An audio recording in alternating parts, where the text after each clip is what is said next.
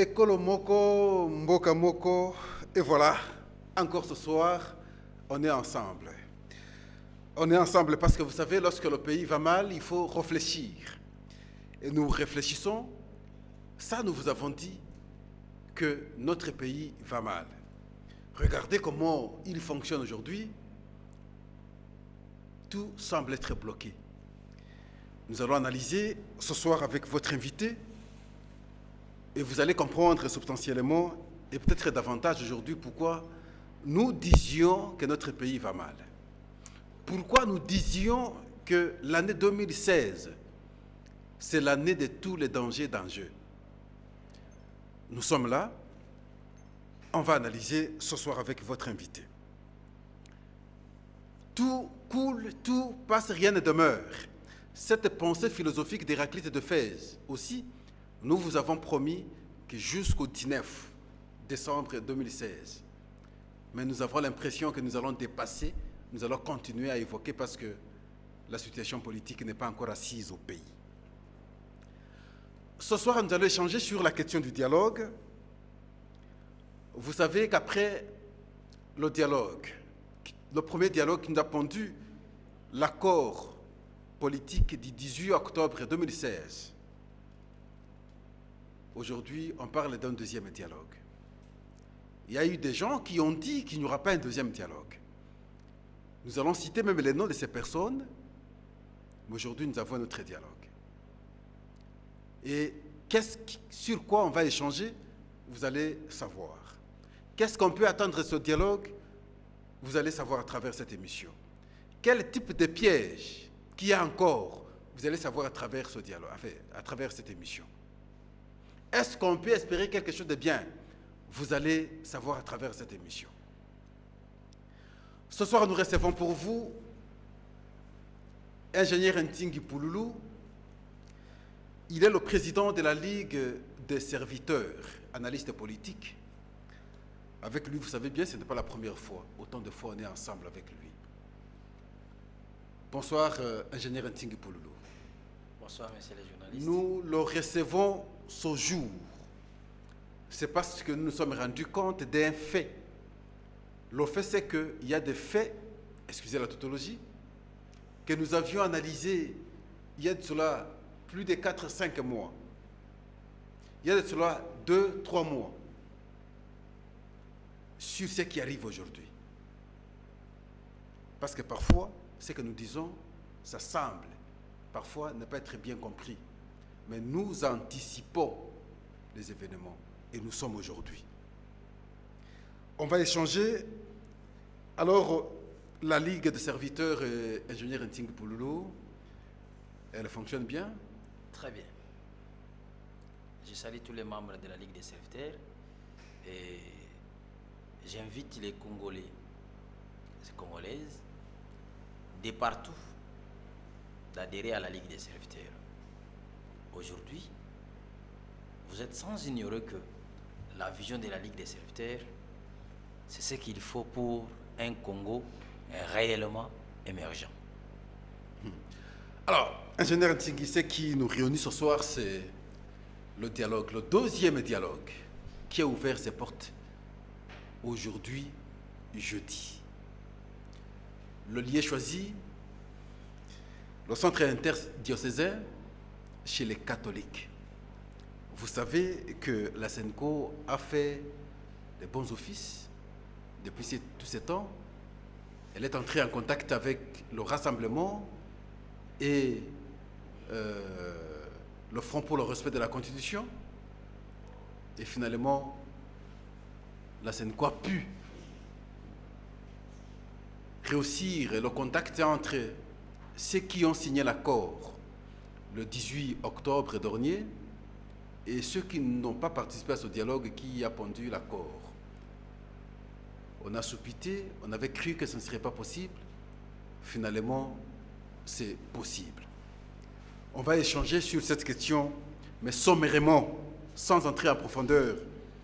Ingénieur Ntingi, cette démarche de la SENCO, comment vous l'aviez appréciée?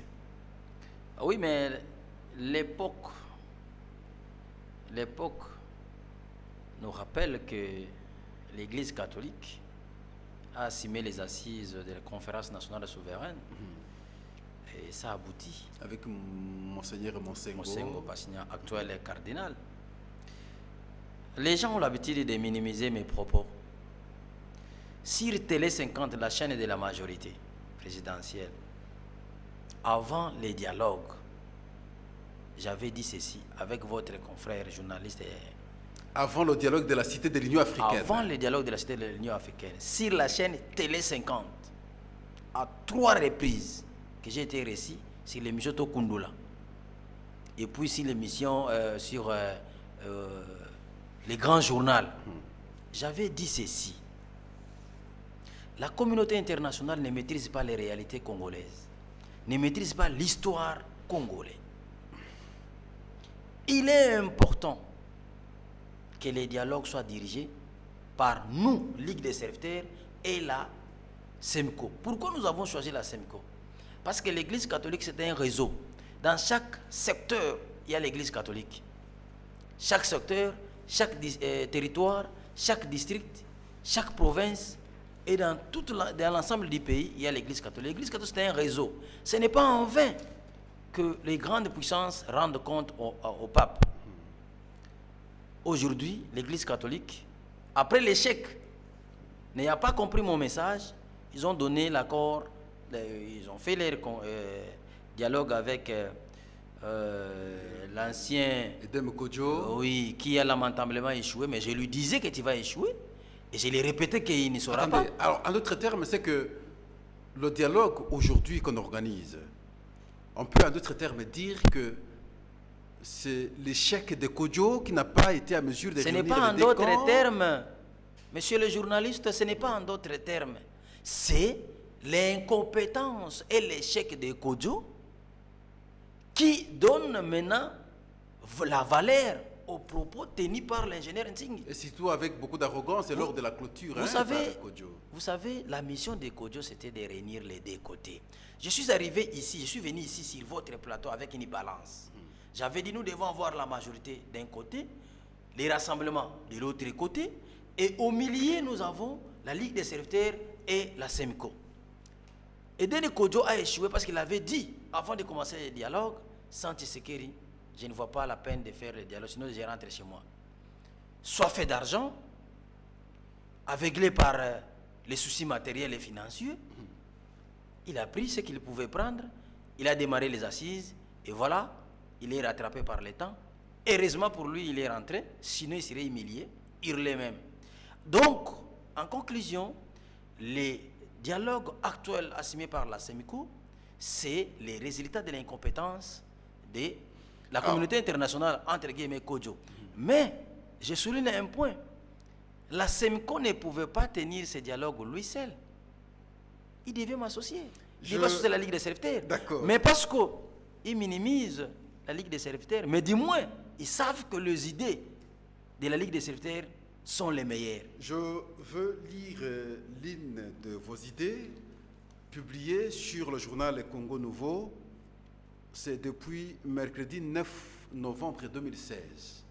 Et justement, après la signature de l'accord politique, et vous aviez dit ceci, ingénieur Ntingi, là nous sommes... alors vous aviez dit, après avoir analysé le reste, vous avez dit, pour ce faire, la Ligue des serviteurs plaide pour la convocation d'un dialogue plus global et sincère, mettant ensemble, d'un côté, le chef de l'État et sa majorité requalifiée avec leur accord du 18 octobre, et de l'autre, Étienne Tshisekedi et son rassemblement politique avec leur résolution du conclave. Au milieu, deux seront interposés, la SENCO et la Ligue des serviteurs, pour une solution plus efficace qui mettra en place un accord avec des dispositions contraignantes et qui ne vont souffrir d'aucune violation. Alors, c'était le propos de Ntingi Pouloulou. Ça, c'est le journal Congo Nouveau du 9 je vais voir un peu les journaux. Novembre 2016. Ouais. Voilà. Ah, donc... C'est Congo Nouveau. Oui, mais lorsque la SENCO a commencé sa démarche en plein dialogue à la Cité de l'Union africaine. L'abbé Chollet a été hué après avoir été au conclave du rassemblement et il y rentre au dialogue. Il a été hué parce qu'il voulait qu'on ramène les autres. Et on va continuer, finalement, on signe l'accord. Lors de la clôture, nous avions suivi le discours de Kodjo, comment il appelait les autres à ne pas se considérer comme des petits, ils sont des grands, mais avec beaucoup de suffisance. Aujourd'hui, comme vous aviez affirmé, ça se voit au clair qu'il a échoué, mais ce n'est pas bonne chose pour le pays, ingénieur Ntingui. Je vous félicite et vous remercie d'avoir ce genre de documents qui témoignent du moins notre grandeur d'esprit, d'anticiper les choses. C'est pourquoi nous disons, ça ne sert à rien de revenir sur Kodjo et sur les autres. Ce qui importe, c'est la solution que nous voulons. Nous avons déjà prédit. Là où je regrette la SEMICO, c'est l'Église. L'Église est surtout catholique. L'Église est surtout catholique. Il y a des aspects nécessaires au sentiment humain, peut-être que l'Église ne prendra pas en compte. C'était pourquoi nous avons résolument prévu que nous, Ligue des serviteurs, nous prenions part à la médiation. Mais que la grâce de Dieu, comme ils sont des religieux, que le Saint-Esprit soit avec eux pour supplier notre absence, comme ils ont voulu qu'ils soient seuls devant, en face d'eux, le décan. Mais sinon, c'est ça le vrai dialogue. Les dialogues, c'est celui qui pose les problèmes et celui qui réclame les droits. Les rassemblements réclament les droits des élections et les changements. La majorité pose un problème et ne veut pas comprendre qu'il a posé un problème. Et maintenant, il faut les rapprocher. C'est ça même dans la démocratie. Dans la démocratie, je lisais les documents d'un jeune frère, un jeune assistant au CELTA, qui a publié sur la démocratie à Miss Junior Mungala. Il a dit que dans les arborescences de la démocratie, il y a ce qu'on appelle les négociations. C'est-à-dire rencontrer l'autre, les dialogues. C'est ce qu'on a fait maintenant. C'est ça maintenant les dialogues. Mais les grands problèmes, c'est l'échec prévisible de la majorité. On va analyser. Parce qu'il y a aussi l'autre journal, l'ingénieur Ntingui, La tempête des tropiques. Là aussi, vous avez publié, c'était depuis le 5 septembre 2016, pendant qu'on préparait encore le dialogue, si je comprends, je pense bien, si j'ai bonne mémoire, et vous aviez dit, quant au dialogue national, la Ligue des serviteurs considère que ce forum n'est pas du tout représentatif alors qu'il devrait être. Inquiétant en plus est le fait que l'équipe préparatoire appelée à baliser le dialogue était composée de personnes non représentatives du peuple congolais et souvent qualifiées par ce dernier d'affameur du peuple.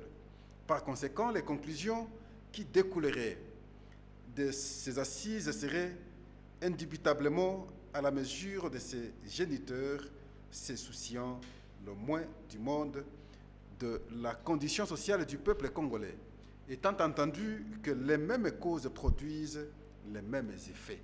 Là aussi, c'est déjà depuis le mois de septembre.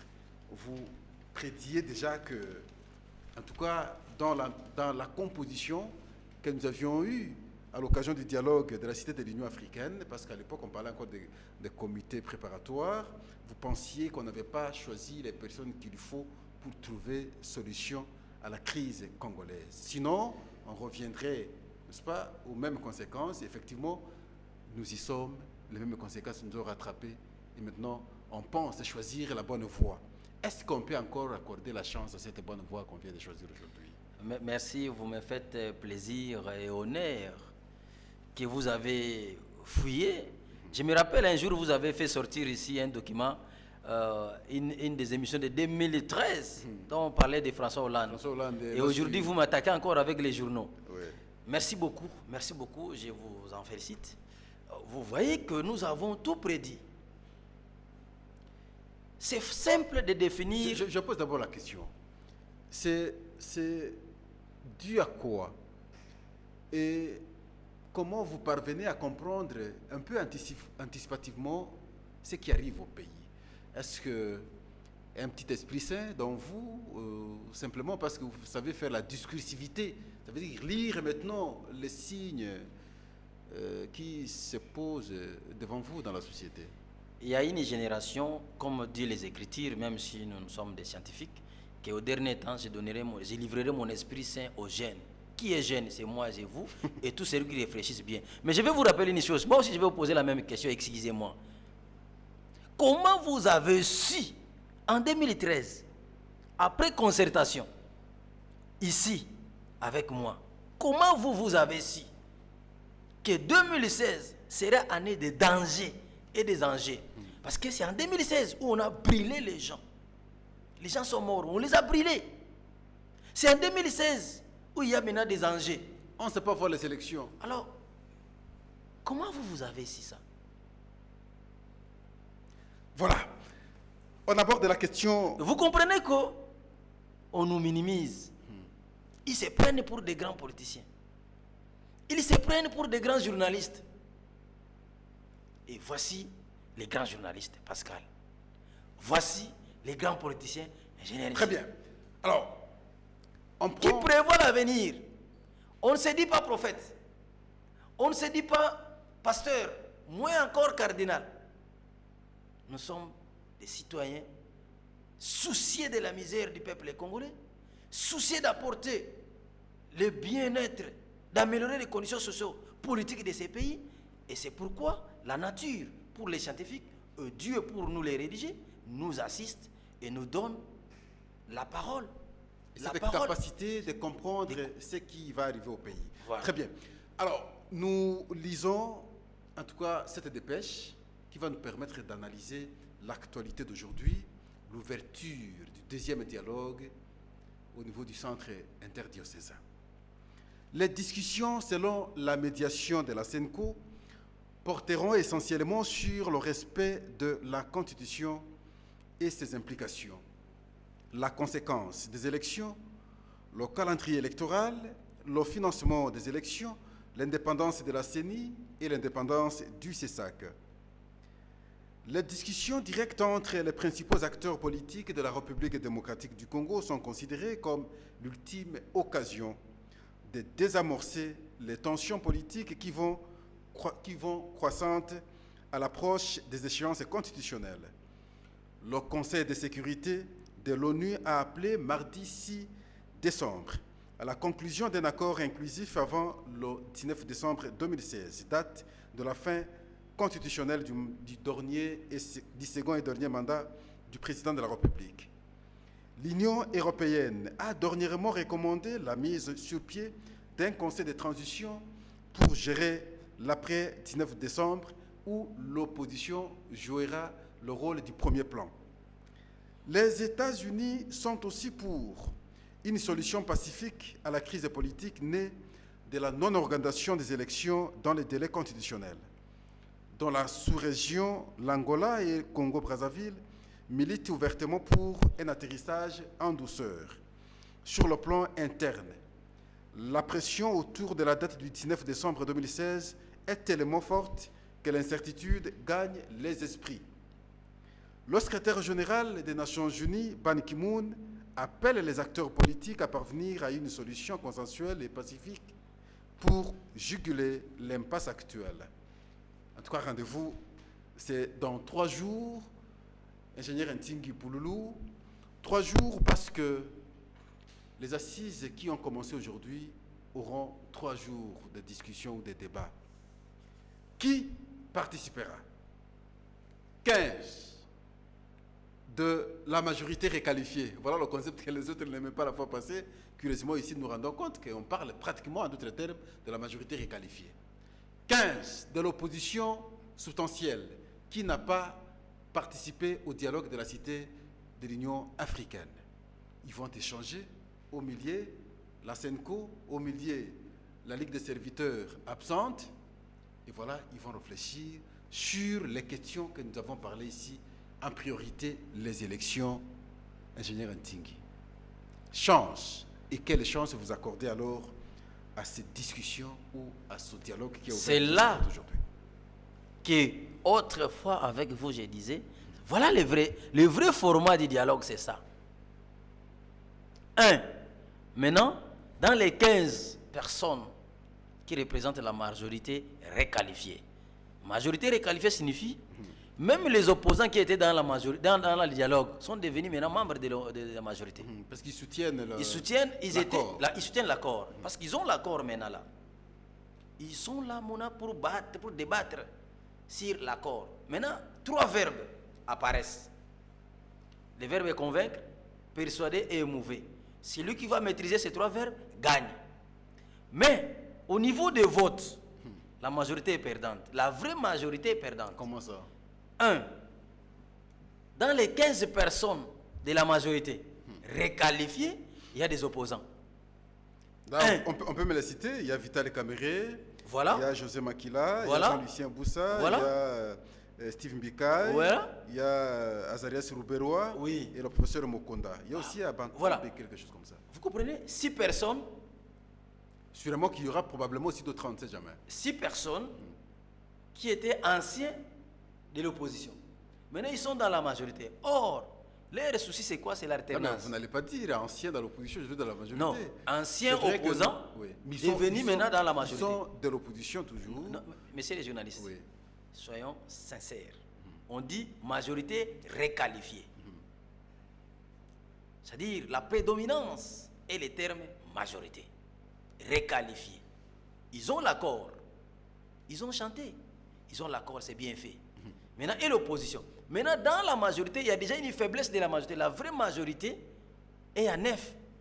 Pas beaucoup, hein. Nous avons Lambert Mende, il y a Néhémie, il y a Alexis Tamboué Mwamba, Kabouloulou, Maître Nkoulou. Sûrement qu'il y a encore d'autres, mais au moins, les quelques noms, les figures de proue sont là. Voilà. Donc, c'est déjà une faiblesse pour la majorité. Maintenant, du côté de l'opposition, vous verrez qu'ils vont vous amener des cartouches radicales. Ne soyez pas surpris d'apprendre que Moubak est là. Un radicaliste plus que lui-même Tshisekedi. Valentin Moubak. Attention. Il est le plus fidèle parce qu'il ne quitte jamais Tshisekedi. Il est le plus radical même dans le combat. Oui. Et c'est invertébré aussi. Et si, par malchance, Moubak se retrouve dans la liste de l'IDPS, par malchance, Tamboué Mwamba se retrouve dans la liste de la majorité. Ils ont eu l'échange de combat en 2003. Vous ne pouvez pas dire par malchance parce qu'effectivement ils sont là. S'ils sont là, on cite l'UDPS et le MLC. Bon, on prend d'abord l'UDPS. Il y a Jean-Marc Kabound, le secrétaire général. Ouais. Il y a Félix Tshisekedi, Valentin Moubake, très dangereux. Gilbert Kakonde, Delis Sanga, de AR, Christophe Lutundula, G7, Joseph Olengankoï, Lisanga Bonganga. Effectivement, il y a d'autres, les Martin Fayoulou, le professeur Matungoulou sont là. Voilà. Au moins, Valentin Moubake voilà les dialogues.